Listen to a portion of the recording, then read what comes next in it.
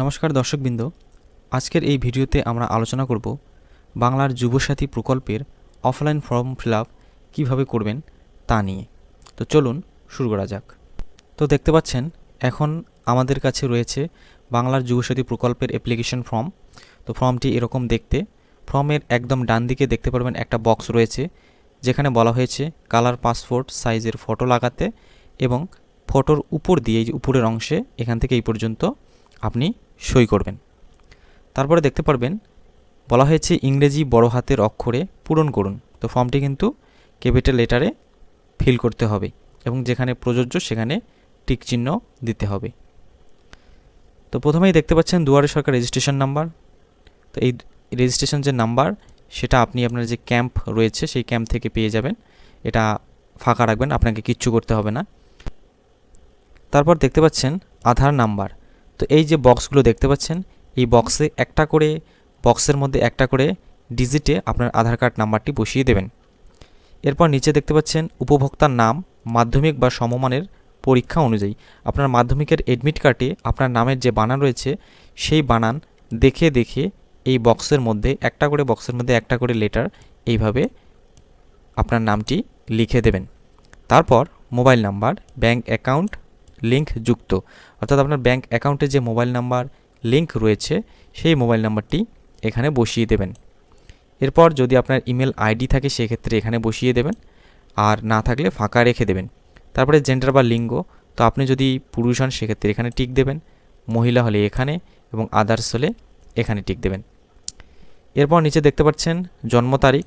তো প্রথমে তারিখ লিখতে হবে, অর্থাৎ ডেট এই দুটো বক্সের মধ্যে, তারপর মাস এই দুটো বক্সের মধ্যে এবং তারপর বছর এই দুটো বক্সের মধ্যে, এবং 1/4/2026 তারিখে আপনার বয়স কত হচ্ছে সেটা এখানে লিখে দেবেন।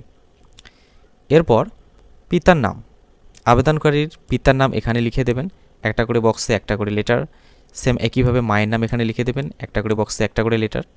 তারপর স্বামী বা স্ত্রীর নাম, যদি কোনো পুরুষ মানুষ আবেদন করেন সেক্ষেত্রে বিবাহিত হলে এখানে আপনার স্ত্রীর নাম লিখে দেবেন, এবং যদি কোনো মহিলা মানুষ আবেদন করেন এবং বিবাহিত হন সেক্ষেত্রে এখানে আপনার স্বামীর নাম লিখে দেবেন, এবং অবিবাহিত হলে এটা ফাঁকা রেখে দিবেন। এরপর দেখতে পাচ্ছেন জাতি। তো এসসি এসটি ওবিসি শ্রেণীভুক্ত হলে এখান থেকে আপনি যে শ্রেণীর অন্তর্গত ঠিক তার পাশে বা উপরে টিক চিহ্ন দেবেন। এসসি হলে এখানে, এসটি হলে এখানে এবং ওবিসি হলে এখানে, এবং ঠিক তার নিচে আপনার যে কাস্ট সার্টিফিকেট নাম্বার সেটা দেখে দেখে এখানে বসিয়ে দেবেন। এবং যারা জেনারেল ক্যাটাগরি রয়েছেন তাদের এই অংশটুকু ফিল করতে হবে না, এটা ফাঁকা রেখে দেবেন। এরপরে নিচে দেখতে পাচ্ছেন বৈবাহিক অবস্থা। যদি আপনি অবিবাহিত হন এখানে টিক দেবেন, বিধবা হলে এখানে দেবেন, এবং বিবাহিত হলে এখানে, এবং যদি সেপারেট বা বিচ্ছিন্ন হন সেক্ষেত্রে এখানে টিক দেবেন। এরপর নিচে চলে আসলে দেখতে পাবেন বাড়ির নাম্বার। তো আপনার যে বাড়ির নাম্বার গ্রামীণ এলাকার ক্ষেত্রে পঞ্চায়েত থেকে যে বাড়ির নাম্বার দেয় সেটা এখানে দিতে পারেন, অথবা আপনার ভোটার লিস্টে আপনি আপনার বাড়ির নাম্বার পেয়ে যাবেন, এখানে দেখে দেখে বসিয়ে দেবেন। এরপর যদি আপনি গ্রামে বসবাস করেন সেক্ষেত্রে এখানে গ্রামের নাম, শহরে বসবাস করলে এখানে শহরের নাম কিংবা নগরীর নাম দেবেন, অর্থাৎ সিটি। তারপর পোস্ট অফিস, আপনার পোস্ট অফিস এখানে বসিয়ে দেবেন, প্রত্যেকটা বক্সে একটা করে লেটার লিখবেন। তারপর যদি আপনি গ্রাম পঞ্চায়েতের অন্তর্গত হন, অর্থাৎ গ্রামের ক্ষেত্রে গ্রাম পঞ্চায়েতের নাম এবং শহরের ক্ষেত্রে ওয়ার্ডের নাম্বার এখানে লিখে দেবেন। তারপর যদি আপনি গ্রামে বসবাস করেন এখানে আপনার ব্লকের নাম দেবেন, শহরে হলে পৌরসভার নাম কিংবা কর্পোরেশনের নাম এখানে বসিয়ে দেবেন। তারপর পুলিশ স্টেশন বা থানার নাম এখানে বসিয়ে দেবেন, এবং এখানে আপনার জেলার নাম, এবং ঠিক তার নিচে আপনার এলাকার যে পিনকোড রয়েছে সেই পিনকোডটি এখানে বসিয়ে দেবেন। পরবর্তী পেজে আসলে দেখতে পারবেন মাধ্যমিক বা সমতুল্য পরীক্ষার বিবরণ। তো আপনার মাধ্যমিকের যে রোল রয়েছে সেই রোলটি দেখে দেখে এখানে বসিয়ে দেবেন, একটা করে ঘরে একটা করে ডিজিট বসাবেন। এবং এডমিটে দেখতে পারবেন রোলের পাশেই নং বলে একটা লেখা রয়েছে, সেই নংটা দেখে দেখে এখানে বসিয়ে দেবেন। এরপর আপনি কত সালে মাধ্যমিক পরীক্ষা দিয়েছেন সেই সালটা এখানে লিখে দেবেন। এটাও কিন্তু আপনি এডমিটে পেয়ে যাবেন কত সালে পরীক্ষা দিয়েছেন। তারপর আপনি কোন বোর্ডের আন্ডারে মাধ্যমিক পরীক্ষা দিয়েছেন। ওয়েস্ট বেঙ্গল বোর্ড হলে এখানে টিক চিহ্ন দেবেন, সিবিএসসি বোর্ড হলে এখানে, আইসিএসসি হলে এখানে টিক দেবেন, মাদ্রাসা বোর্ড হলে এখানে। এরপর শিক্ষাগত যোগ্যতা সর্বোচ্চ, তো আপনি সর্বোচ্চ কোন ক্লাস পর্যন্ত পড়াশোনা করেছেন সেটা এখানে উল্লেখ করে দেবেন।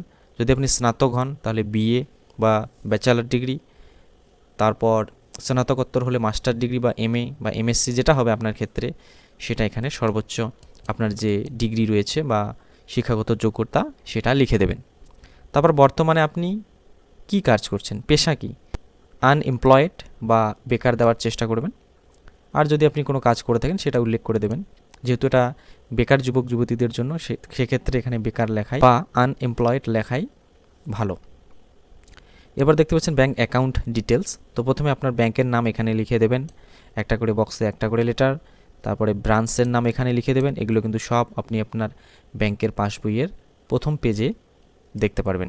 তারপরে এখানে অ্যাকাউন্ট নাম্বারটি ভালো করে বসিয়ে দেবেন। চেষ্টা করবেন যে অ্যাকাউন্টটির সাথে আপনার ডিবিটি লিঙ্ক রয়েছে সেই অ্যাকাউন্টটি দেওয়ার। এরপর আইএফএসসি কোড, আপনার ব্যাংকের যে আইএফএসসি কোড সেটা এখানে বসিয়ে দেবেন এবং ডিবিটি লিঙ্ক কোন ব্যাংকের সাথে আছে সেটা কিভাবে চেক করতে হয় সেই ভিডিও লিঙ্ক ডেসক্রিপশনে দেওয়া থাকবে, সেখানে ক্লিক করে কিন্তু আপনি ভিডিওটি দেখে নিতে পারবেন। এরপর নিচে চলে আসবেন।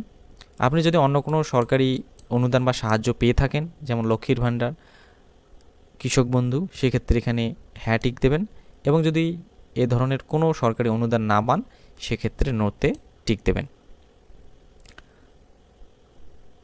এরপর নিচে দেখতে পাচ্ছেন যদি পান বিস্তারিত বিবরণ, আপনি কোন প্রকল্পের অধীনে অনুদান পাচ্ছেন সেটা লিখে দেবেন। ধরুন লক্ষ্মীর ভাণ্ডার হলে এখানে লক্ষ্মীর ভাণ্ডার, কৃষক বন্ধু হলে কৃষক বন্ধু, আর না পারলে তো এটা ফাঁকা রেখে দেবেন, কিছু করতে হবে না। এরপরে কি কি ডকুমেন্ট আপনাকে জমা দিতে হবে সেটার লিস্ট এখানে দেওয়া রয়েছে। তো প্রথমেই বলা হয়েছে মাধ্যমিক বা তার সমতুল্য পরীক্ষার যে এডমিট কার্ড সেটা দিতে হবে এবং এখানে টিক চিহ্ন দেবেন। তারপর মাধ্যমিক বা সমতুল্য পরীক্ষার মার্কশিট দিতে পারেন, আবার যে পাস সার্টিফিকেট সেই সার্টিফিকেটও দিতে পারেন, এখানে টিক দেবেন এবং সার্টিফিকেটটি দিয়ে দেবেন। তারপর আধার কার্ডের কপি দিতে হবে, এখানে টিক দেবেন। ভোটার কার্ডের কপি দিতে হবে এবং এখানে টিক দেবেন। তারপর যদি ব্যাংক অ্যাকাউন্ট বই দেন সেক্ষেত্রে এখানে টিক দেবেন।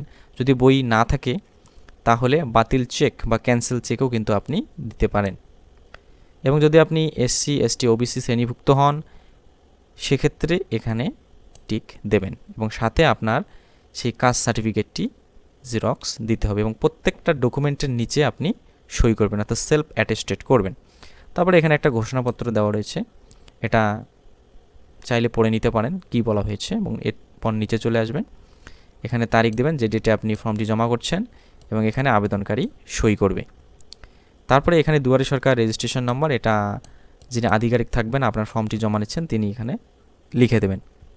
আপনাকে শুধু এই যে এখানে আইয়ের পর আপনার নাম লিখে দেবেন এবং এখানে আপনার গার্জিয়ান বা বাবা কিংবা মা কিংবা স্বামী অর্থাৎ যে গার্জিয়ান রয়েছেন তার নাম এখানে দেবেন। তারপর যে ডেটে আপনি অ্যাপ্লিকেশন করছেন সেই ডেটটা দেবেন, এখানে আপনার মোবাইল নাম্বার দেবেন এবং এখানে আধার কার্ড নাম্বার দেবেন। আর এই জায়গাটার মধ্যে কিন্তু কিচ্ছু করবেন না, এখানে আধিকারিকরা জমা নেওয়ার পর সিগনেচার এবং সিল দিয়ে আপনাকে দিয়ে দেবে পরবর্তী সময়ে স্ট্যাটাস চেক করার জন্য। তো এইভাবে আপনি আপনার বাংলার যুবসাথী প্রকল্পের ফর্মটি খুব সহজেই নিজেই ফিল আপ করে জমা দিতে পারবেন। এছাড়াও যদি আপনি অনলাইনে আবেদন করতে চান সেই অনলাইন আবেদন পদ্ধতি এবং তার ডিটেলস স্টেপ বাই স্টেপ ভিডিওতে দেখানো হয়েছে, সেই ভিডিও এই ভিডিওর শেষে দেখতে পারবেন অথবা ডেসক্রিপশন বক্সে লিঙ্ক দেওয়া থাকবে, সেখানে ক্লিক করে সরাসরি অনলাইন আবেদন পদ্ধতি দেখে নিতে পারবেন। ভিডিওটি ভালো লাগলে অবশ্যই চ্যানেলটিকে সাবস্ক্রাইব করে পাশে থাকবেন।